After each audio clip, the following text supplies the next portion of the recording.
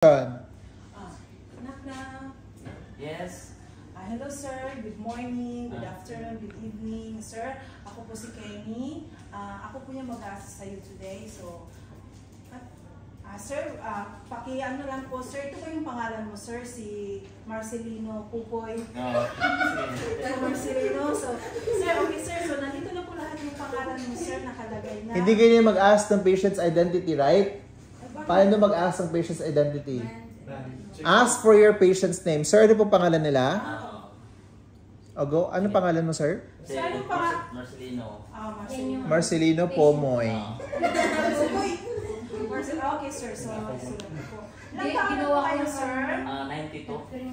92. Mamatay. And then, check your patient's ID band. Okay, sir. So, ID. ID band. Ang ID band niya, 18 carats, 10 grams. So now it's correct. And then explain what you're gonna do. Ano gagawin natin for today? Ang gagawin po natin for today, sir, is mag-shave po, sir. So, okay lang po ba sa'yo, sir, na isi-shave kita, sir, yung dito mo, sir? Saan po masimula, ma'am? Sir, saan mo gusto, sir, yung comfortable sa'yo, sir, na saan natin umpisahan? Okay, dire na lang sa piso, ma'am. Okay, sir. Sige. So, umpisahan na pa ba natin ngayon, Okay, sir? ma'am. Okay, sir. Sige. So, Tapos naghubad na si sir. ito po yung unang ilalagay natin, sir. So, lagyan natin ng cream. Lagyan mo ko ng totoo, sir? Hindi, wag na.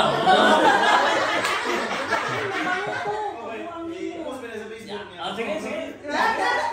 Wag na.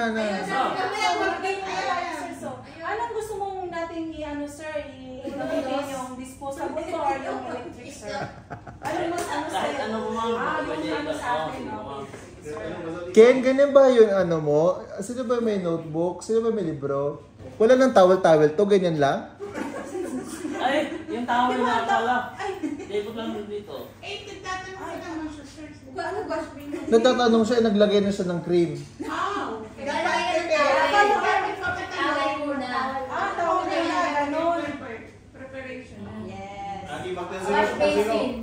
Yung basin. Bisin ba? Langgan. Naman dahil po din. Uy, kay Ken yan. Kay Ken yan.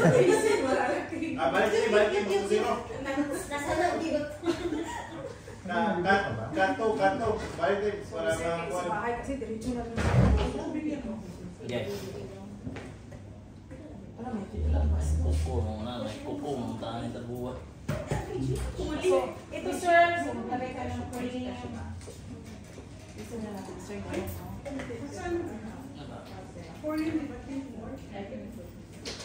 Lagyan natin lang ito sir ha, para hindi po kayo mabasa sir. Sige lang, ma'am. Basahin Basta mo lang. natin yung gold mo sir. Sige, ma'am. Okay lang po yan. So, ito din sir, so ganun cream. So, okay. First of all, the principle of microorganism, first thing that you have to do is to wash your hands to prevent the spread of microorganisms. Wear your PPE if it's necessary, especially if si patients may mga infectious na mga disease, mga bloodborne disease. And then for privacy, you have to close the curtains, okay, put bed bath or bath blanket, and then raise the bed for body mechanics, documentation kung may mga skin problems, and then, ano pa ba yung isa? Time and energy, so you have prepared your equipment. She mentioned the equipment a while ago, right?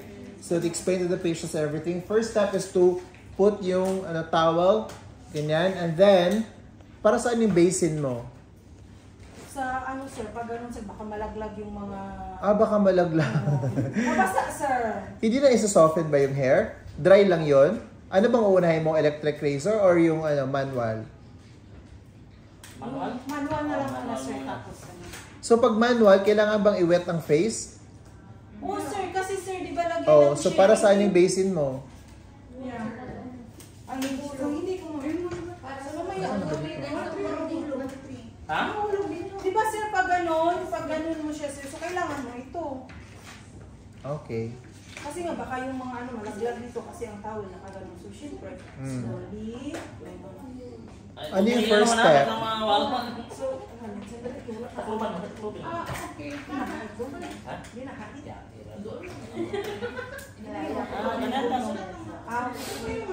Kahit i-dikit mo, palang nakipasip. Wala man yung shaving siguro sa ano? Meron pala ako. Doon sa ano? Sige mga. Bigyan mo muna ng gloves yung buta.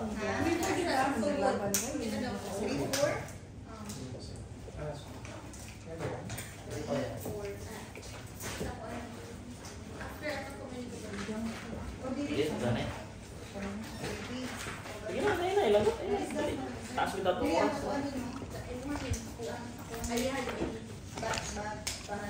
Tapos ka na, ano?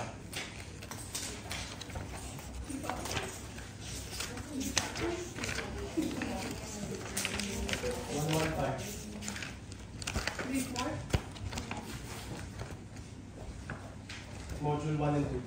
115. Module 1 and 2.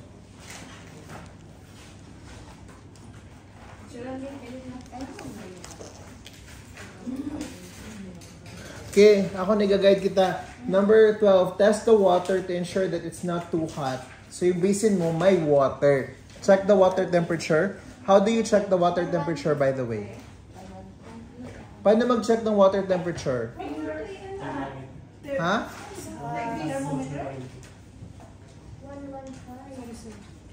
Ganon. Okay. Yeah, bakit elbow? Para ma-feel mo yung mas tama na ba yung ano or Bakit hindi dila na? Ano? So at least dito ma-control mo yung Ba't hindi kamay?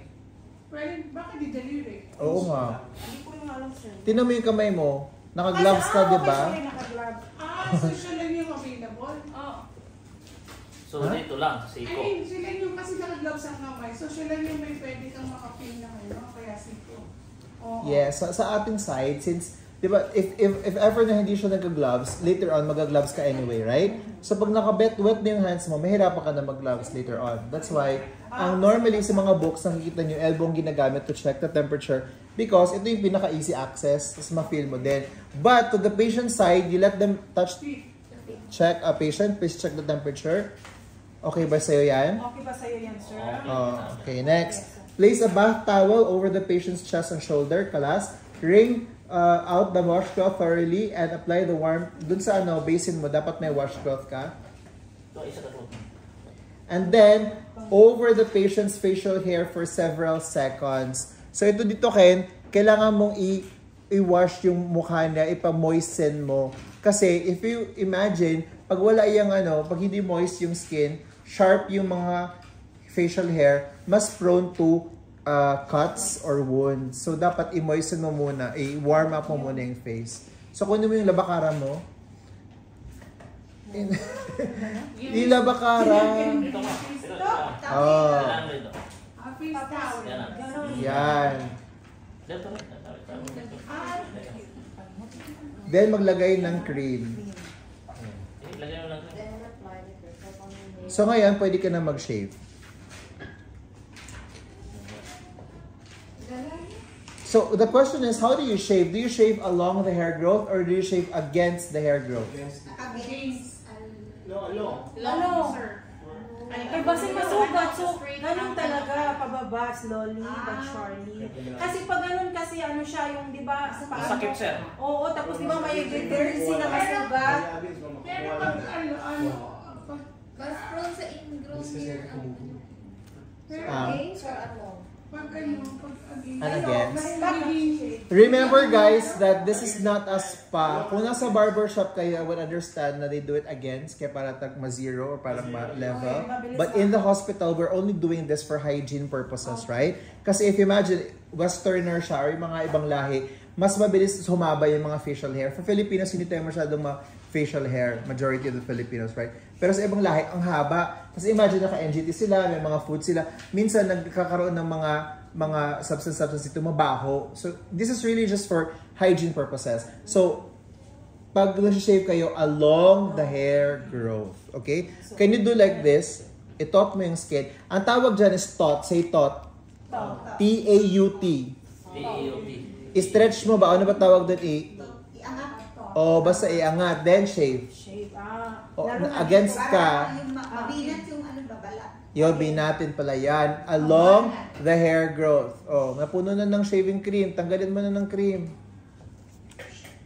Yan. Hindi, yung razor. Ganun. Tanggalin mo ang Na, ganyan pala magtanggal. Nasamad na. Hindi ganyan. Nakapag-shave ka na ba ng tao? Hindi pa. Ikaw, nasa-shave ka ba? Yan, ano? Hindi, sir. laser sa atin. Good, ilagay mo dun sa basic. Ganun. Yung asawa ko, patayin ko na to. Okay, next dun sa kabilang side naman. Taut the skin. Okay. Cut the skin. Cut the skin daw. Okay, kalas na. Done. And then, check with the patient. Sir, may mirror mo. Sir, paki-check. Okay na po ba yan? Oh! Oo, naisamad na. Sabi nila pag makakita ka sa... Nahulog, hinulog pa kami lagi kandong. Masabang tayo yung... Dry the face thoroughly. Dry. And apply aftershave lotion if the patient wish. Then, hinulog na, bilang ako na. And then, cream. Dapat mukha kang pwede. Dapat Kasi pa siya. Agreehan ako na. 22 years old. Okay, sir. So, okay na po ba yan, sir? Okay, yes ma'am, thank you. Okay, cool. Then do your aftercare. Can you say aftercare? Aftercare meaning linisan mo mga dapat mong linisin. Tapos yung shave the patient, sa kanilang ba yan? Or pwedeng igamit din sa iba? Tapon. Ay, tapon. There we go. Siyempre, pag ano, tapon siya. Okay, good. Pero siguro yung iba, siguro pag sa loob ng bahay, ay, madungoy. Sa loob ng bahay, siyempre, pag ano, kailangan gamit mo, Sure. patay tapon. Let's talk about electric razor. How do you use electric razor? So, itong electric razor, So, this is advisable for people with diabetes. The as much as possible, we don't use razor. In fact, hindi nga in-advise na mag-shave ang mga diabetic patients. Ano lang sila, trim lang. Para lang avoid ng skin cuts. So, paano naman gamitin yung electric razor? Lalagyan ba ng tubig din yan? yes, it depends. Dalawang klase yung ano, yung ganito. Yung may iba, yung may pwede siya sa basa. Yung iba naman hindi. Like for example, yung sa head na lang, sa head tayo. So, di ba, lalagyan ng shaving cream. So, di ba, gagano yan. Sige nga, try mo. Pero ito siya, ang gamit din yun ito, Kuya! pwede siya galing dito sa pagkaba. Hindi ko mag-ion. Laro pa! Pwede ito siya pa. Papa, punta tayo marbiro ngayon. Pero syempre, huwag mong idiin sa huwag niyong idiin sa pasyente. Parang relax lang kayo pag nagkaroon kayo. Ay. Mag-drive lang kayo, gano'n. Kasi mapipil niyo man yun yung nagtatanggalan na yung buho. Pumunta ako sa marbiro ngayon. Tapos siya. Ito na, mag-umpisa na tayo. Tumulog lang. So, electric razor. Magpapapicture ka dito kuya, may Skin care, conditioner. Conditioner. Hand mirror. After shave lotion yung sa scissor. Wala man akong scissor. Ganito. Tapos na. Yun lang yung kailangan. Ano ba bang difference sa ginawa mo kanina? Yung difference, di ba, siyempre, ito, iba, ito, kasi siyempre, ito, maano to, yung matala. So, siyempre, slowly lang yung, ito kasi, ito, pababa, gano'n, tapos hawakan mo. Ito din, pwede mo siyang hawakan, gano'n. Pero, yung parang nag-ano ka lang, nagda-drive, slow, wag mo namang idein, kasi nga, pag idein mo, hindi matatanggal yung mga buhok. So, mapipil mo naman yung pag, kasi pag natatanggal, gano'n, Ay, pamasad sa mga ito siya. Ito yung pwede mo siya. Ito pwede mo siya. Malagyan yung shaving cream. Pero dalawang klase na ganito ha. Yung may iba na hindi mo siya lagyan ng shaving cream. So, wag tatanga-tanga. Oo. May nakalagay kasi siyempre may yung ayan, may parang gripo. Ano ba yung Tagalog sa gripo? Pusit. Pusit. Squid yun. Tap na lang. Pusit na. Squid. Pusit. Makikita naman, siyempre baka sabihin pwede ng customer magpalagay siya ng shaving cream. So, di ba? So, tingnan mo yung gamit mo kung baka hindi po, baka nag-create na yung customer doon na hindi pala pwede sa basa, di ba? So, syempre, be careful. Okay. Yun lang. At are you done? Tapos yun lang. Okay, next. Okay.